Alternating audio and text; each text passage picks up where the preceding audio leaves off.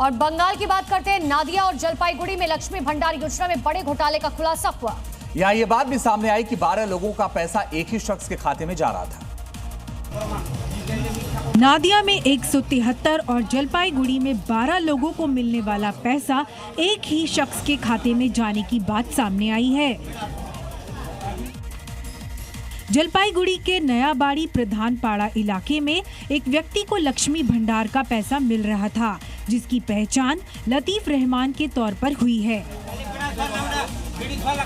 और उसने इस बात को कबूला है। इससे पहले नादिया के कृष्णानगर 2 ब्लॉक में 173 पुरुषों को इस योजना का लाभ मिलने की खबर सामने आई थी। खबर है, अग्निकांड के बाद एक्शन में है सरकार। अवैध होटल पर शिकंजा कसा जाएगा दिल्ली सरकार की तरफ से। अवैध होटलों का बिजली कनेक्शन काटा जाएगा, साथ ही पानी का कनेक्शन भी कटेगा। होटलों, नर्सिंग होम की जांच होगी, फायर सेफ्टी मानकों की भी जांच की जाएगी। आज से 1 महीने तक यह अभियान चलेगा। होटल, गेस्ट हाउस की जांच होगी, तय सुरक्षा मानकों की जांच होगी। उल्लंघन करने पर कड़ी कार्रवाई होगी। हिरासत में लिए गए लोकेश बजाज ने Malviya Nagar bed and breakfast योजना के तहत अपने साकेत स्थित घर पर भी होम स्टे बनाया है, जहां विदेशी आकर रुकते हैं। जी न्यूज संवाददाता प्रमोद शर्मा ने यहां का जायजा लिया। तो ये घर दिखाएंगे कि करोड़ों रुपए की कीमत वाला ये घर है, जो कि भ्रष्टाचार की कमाई से जो है कमाया गया है। किस तरीके से नियम कायदों को ताक पर रखकर जो B&B होता है, बेड एंड ब्रेकफास्ट, उसका लाइसेंस लेकर जो है कई होटल खड़े किए गए थे और विदेशी जो टूरिस्ट यहाँ पर आते थे, इलाज के लिए आते थे और मेडिकल टूरिज्म के नाम पर आते थे, उन्हें ठहराया जाता था।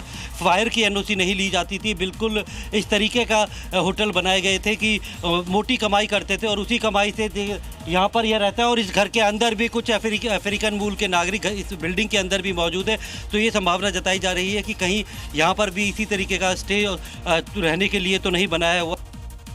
इसके अलावा होटल मालिक लवकेश बजाज की ग्रीन रेजिडेंसी नाम से एक और बिल्डिंग है, जिसमें विदेशी आकर रुकते थे। जी न्यूज संवाददाता ने ग्राउंड पर जाकर यहाँ का भी जायजा लिया। देखिए, B&B के नाम पे ये ग्रीन रेजिडेंसी है, जिसका एक पार्टनर जो लोकेश बजाज है वो उसके नाम पर है ये। और इस बिल्डिंग में भी बेसमेंट से लेके 4 फ्लोर तक होटल बना रखा है। कुल 28 कमरे यहाँ पे बनाए हुए हैं और इस वक्त आप देख सकते हैं ये बेसमेंट है।